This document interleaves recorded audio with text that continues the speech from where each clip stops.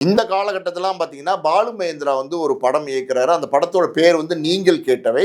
அந்த படத்தில வந்து மதன் பாபு ஒரு சின்ன கதாபாத்திரத்தில நடிக்க வைக்கிறாரு. அதாவது வந்து பெருசா அந்த மதன் பாபு அந்த படத்தில நடிச்சது யாருக்குமே தெரியாது. ஆனா ஒரு பாட்டுல கூட பார்த்தீங்கன்னா, மதன் பாபு இருப்பாரு. அதாவது "அடியே நீ நில்லுனா நிக்காதடி" அப்படின்னு சொல்லிட்டு ஒரு பாட்டு இருக்கும். அந்த பாட்டுல கூட பார்த்தீங்கன்னா, மதன் பாபு நடிச்சிருப்பார். ட்ரம்ஸ் வாசிக்கிற மாரி நடிச்சிருப்பாரு.